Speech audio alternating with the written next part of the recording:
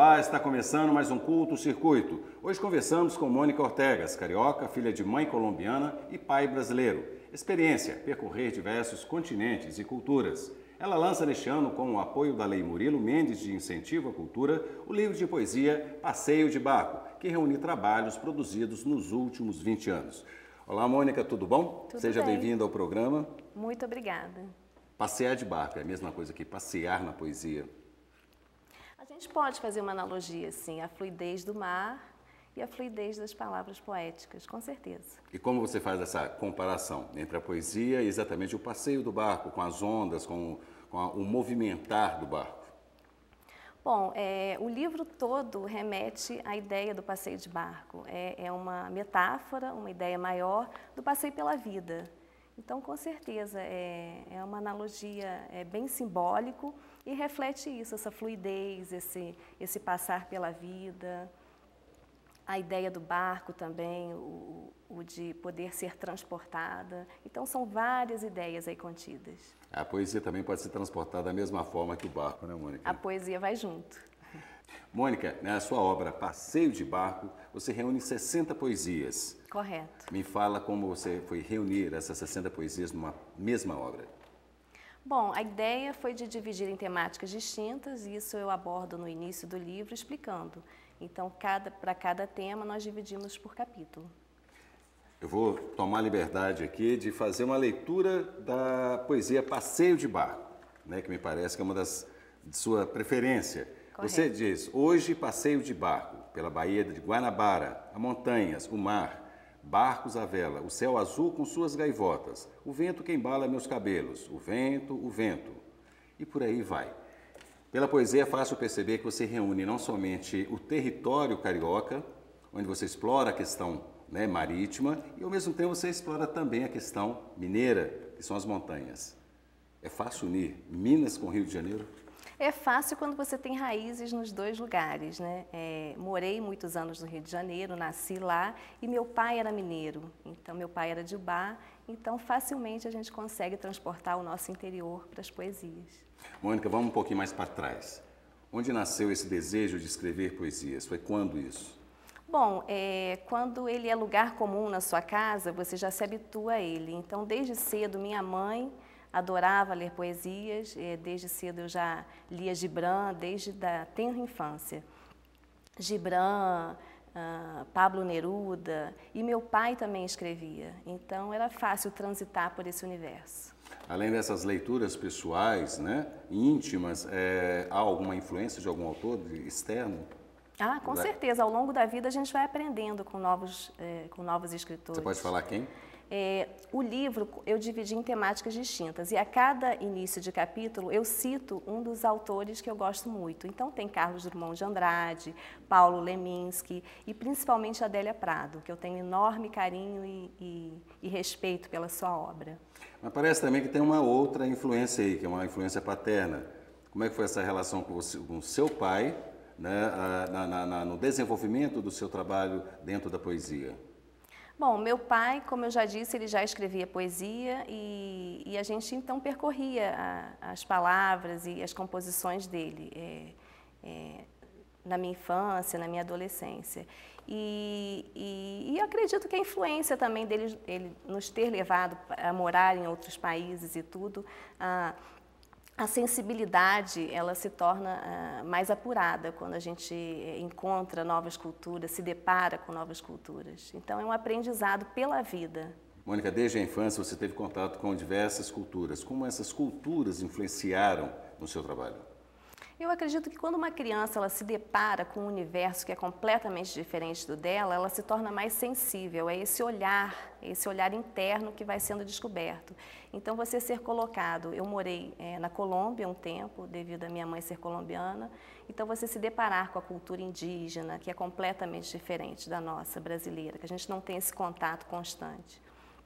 Esse olhar ele vai se tornando mais sensível. Ou também quando morei nos Estados Unidos, ainda criança, que era uma grande metrópole também, Nova York. Então, são diversas formas de olhar. Então, eu acho que você vai tendo um exercício interno de realmente compreender o mundo de uma outra forma, que não era o seu inicial. Mônica, em 2000 você trabalhou na ONG Viva Rio. E naquela época você levou, parece que um grupo de jovens para a Alemanha.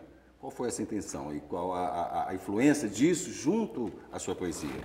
Bom, o Viva Rio é uma ONG, né, uma organização não governamental do Rio de Janeiro, que ela trabalha com projetos, e os projetos para incentivar os jovens no mercado de trabalho. Então, uma atuação bem concreta para que isso ocorra. Então, um dos projetos que eu participei foi o de intercâmbio para levar jovens de comunidades carentes, favelas, para conhecer outras culturas, né? Para abrir esse universo pessoal. Então, levamos alguns jovens para a Inglaterra, levamos outros jovens para a Alemanha, e aí eu fui coordenando esse grupo.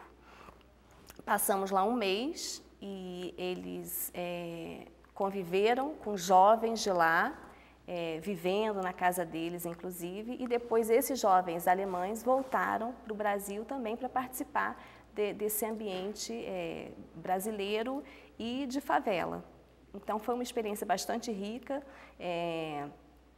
que é a intenção maior, o de sensibilizar, o de tornar mais humilde, o ver a capacidade do outro, de compreender o outro e aí a si mesmo também. E essa relação influenciou de alguma forma, certamente, a sua poesia, o seu trabalho? Sem dúvida, sem dúvida.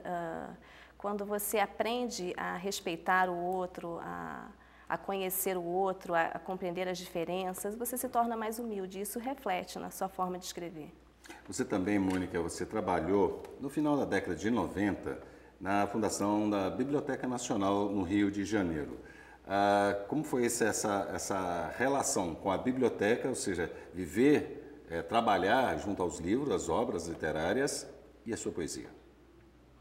Bom, a Biblioteca Nacional é uma grande honra poder ter trabalhado lá e não é apenas conviver com os livros, é conviver com a própria arquitetura do lugar, conviver com as histórias passadas. Nós sabemos que Carlos Drummond de Andrade percorria aqueles corredores, então assim, é um trabalho diário também de grande paixão.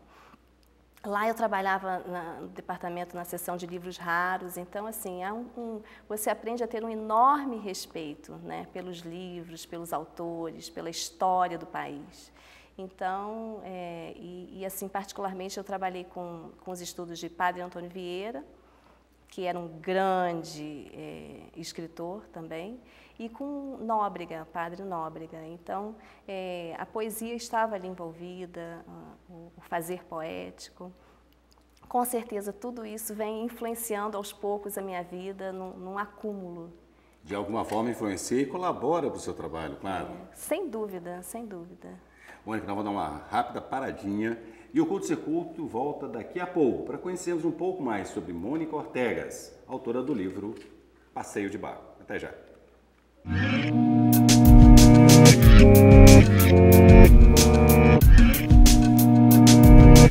O Culto Ser Culto está de volta e hoje conversamos com a carioca Mônica Ortegas, autora do livro Passeio de Barco.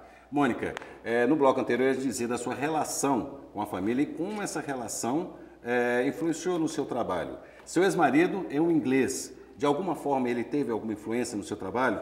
Que eu vejo aqui, até destaquei uma obra aqui, deixa eu achar aqui, que você fala da sua relação do David, nome inglês, é o nome da poesia.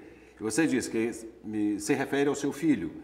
Meu filho tem nome inglês, que se pronuncia assim, David, e não Davi. Davi é um menino levado, que salta, suja e se machuca. Não cumpre ordens, responde e tira meleca. O meu, não. O meu já nasceu perguntando as horas do chá das 5.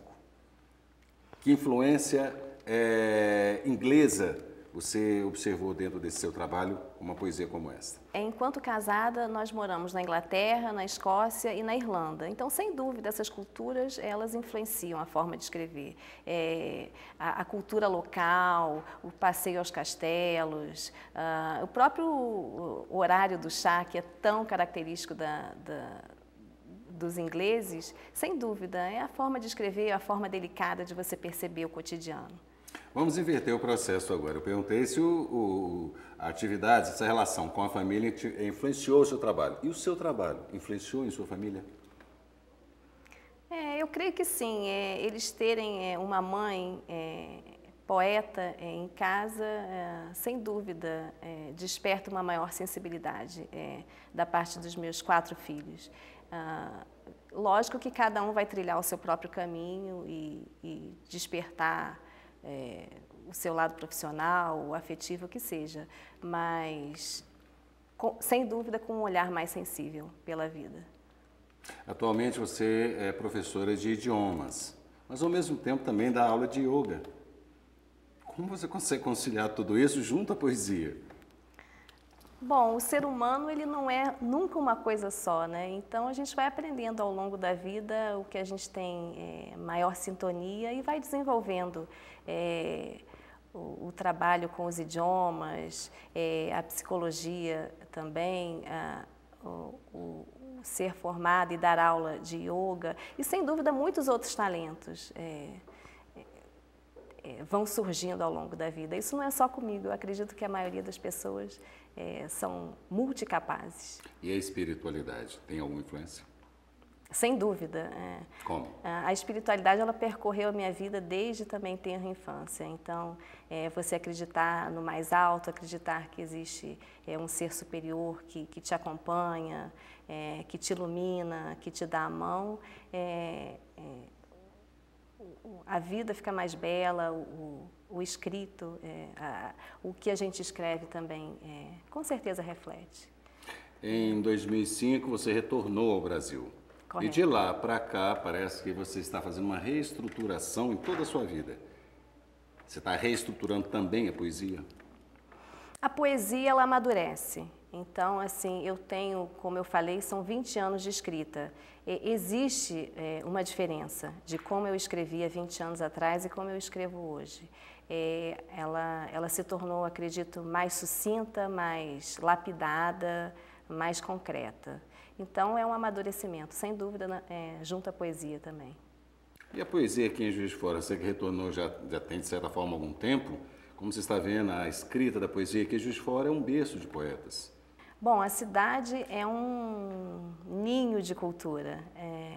Há um incentivo, inclusive da Lei Murilo Mendes, da Funalfa, da Prefeitura, de trazer não apenas poetas, mas artistas de todas as áreas, apontar novos trabalhos, novos artistas. Eu acredito assim que sem dúvida, é uma cidade com muito a dizer, muito potencial e muito incentivo.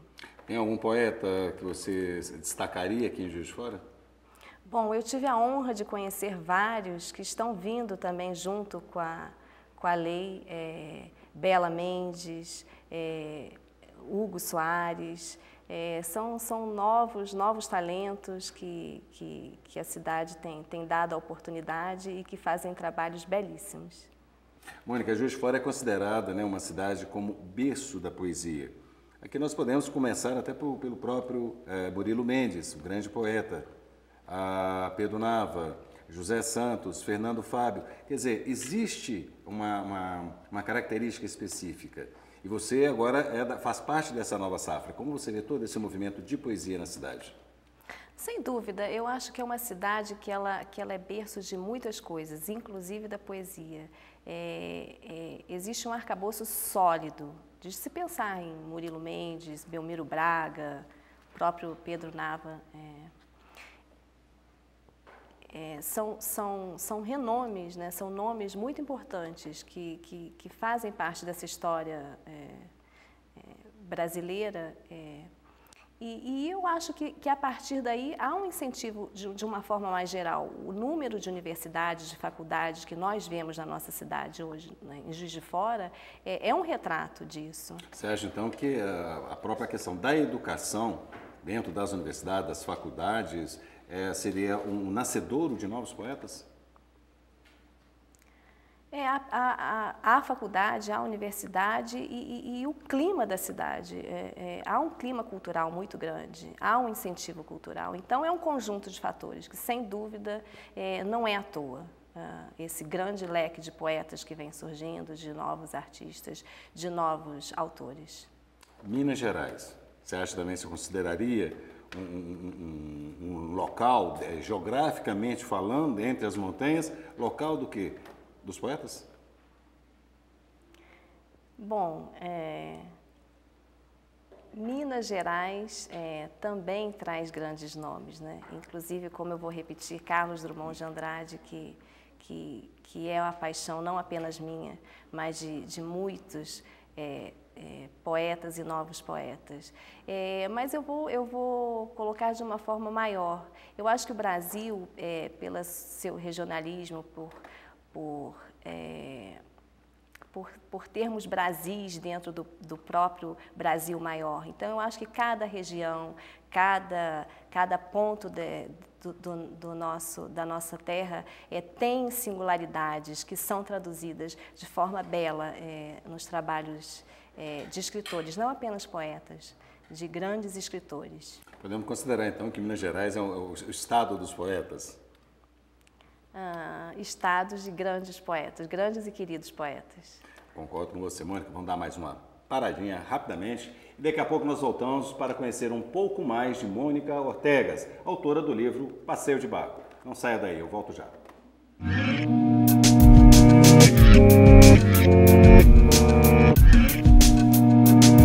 O Curto Circuito está de volta e hoje falamos com Mônica Ortegas, poeta e escritora do livro Passeio de Barco. Mônica, as temáticas que você aborda em seu trabalho, você joga de diversas formas. Seria o poético, o cotidiano, a infância, o amor, a sexualidade e os filhos. Dos filhos nós já falamos. Vamos falar sobre a questão da mulher e da sexualidade. Por que essa abordagem? A forma como eu coloquei é exatamente o meu olhar feminino sobre essas temáticas relativas ao corpo, relativas à sexualidade, relativas à maternidade. Eu acredito que ela é importante, mas quando ela é colocada de uma forma assim pública, ela atinge o outro a ler não como algo pessoal ou muito particular. Ela se universaliza, né? O discurso poético é essa a intenção do discurso poético, que o outro a leia e a tenha para si, como fazendo parte do seu próprio universo. Mas a obra é voltada para o público feminino ou podemos entender que é para masculino e feminino? Não, de forma alguma, só para a mulher. Ela se inicia com esse olhar feminino, mas que o outro, qualquer que seja ele, pode entendê-lo, pode vivenciá-lo. Mônica, através desse seu trabalho, você acredita que a própria poesia é uma forma de transcrever, às vezes, alguns limites do homem? Ela sempre faz isso. A poesia, ela atinge o nível da subjetividade e da busca pelo ser maior sempre. Então, ela faz parte exatamente desse incentivo, para que a gente sempre atinja um patamar maior. Seria o resultado de experiências pessoais, mas também uma forma de apontar para as novas experiências. Podemos considerar que poesia seria isso? É um conjunto, são diversas análises, eu não tenho a única palavra sobre isso. E cada um, tanto o escritor como o leitor, pode vê-la de formas variadas. No meu caso específico, ele foi um conjunto de experiências pessoais, reais, o contato com outras culturas e também desse exercício diário da subjetividade e desse olhar mais sensível em relação a momentos grandes, né, que o ser humano passa, mas também sobre coisas bastante simples, como olhar um floco de neve, ou olhar uma cadeira e daí desenvolver um trabalho mais atento e mais sensível em relação a isso. Seria uma busca pela sensibilidade? Não, a sensibilidade é quem propulsiona. Não há busca, ela que é o fator gerador de todo o trabalho que vem depois. A poesia então sensibiliza, né? Sensibiliza, sem dúvida. Torna a vida mais leve, torna a vida mais alegre, mais sensível. E transforma os homens, né? Entendo eu, né? A gente transforma e é transformado pela poesia. Mônica, a idealização desta obra me parece que foi dentro da Baía de Guanabara, num passeio de barco. Conta pra gente como é que foi isso. Bom, um dos títulos de dentro do livro, uma das poesias, se chama Passeio de Barco. E ela foi feita num passeio realmente de barco pela Baía de Guanabara. Só que quando eu fui dar o título da obra, realmente eu quis romper com essa ideia original, real, do passeio pela Baía de Guanabara. Eu quis fazer que fosse um sentido mais metafórico mesmo, simbólico. Então, o passeio de barco, na realidade, é o passeio pela vida, é o passeio por diversos momentos. Então, a imagem, que na realidade não é na Baía de Guanabara, é uma imagem na Tailândia, ela faz essa brincadeira com o termo e rompe com a ideia original exatamente para isso, para torná-la simbólica. Você acha que a poesia tem cumprido seu papel dentro da sua proposta de trabalho? Com certeza, sem dúvida, e ela continua sendo fonte inspiradora para os meus próximos trabalhos. A minha linha é poética, eu não sei sair dela, e ela tem me alimentado, realmente bastante. Mais algum livro vem por aí? Bom, agora eu estou trabalhando num livro infantil, e ele é poesia também, e ele traz a temática do diferente. Exatamente como eu já vivi em várias culturas, eu acho importante trazer para a infância, né, para as crianças, essa noção de que existe o outro e que o outro é diferente e que ele deve ser respeitado, ele deve ser conhecido. Há muita diferença de escrever para o público infantil e para o público adulto? Através da poesia, é claro? A poesia é uma linguagem, é uma única linguagem, e ela é simples. Então, assim, eu transito por esses dois mundos de forma bastante fácil. Mas, sem dúvida, o que é abordado e a forma como é abordada de forma diferente. Mônica, você já tem uma longa estrada, né, contato com várias culturas pelo mundo. Você acha que a poesia, até onde você caminhou até hoje, já cumpriu o seu papel? Você acha ou ainda tem muito que cumprir, tem muito que fazer pela frente ainda? Ela está caminhando, não existe um ponto final, ela continua exercendo o seu trabalho e, sem dúvida, ela vai continuar exercendo. E não apenas pessoal, eu acredito que o ser humano, as comunidades, precisam do trabalho poético, do trabalho criativo, precisa que continuem acontecendo esses eventos e essas oportunidades, e a leitura ela precisa ser incentivada pelas escolas, pelas famílias, porque é através da leitura, é através da sensibilidade artística que você torna a sua vida e a sua comunidade e os seus relacionamentos mais saudáveis, mais leves, mais ricos. Mônica, para escrever poesia é preciso ter algum talento? Para escrever poesia é preciso de coração e ter um lápis e um papel na mão. É o suficiente. Eu acho que todos podem escrever poesia. E deixar as ideias fluírem naturalmente? Naturalmente. Mônica, queria agradecer a sua presença aqui no programa. Eu que agradeço. Muito obrigada. O Curto Circuito fica por aqui. Na próxima semana nós voltamos com mais educação e cultura para você. Até lá!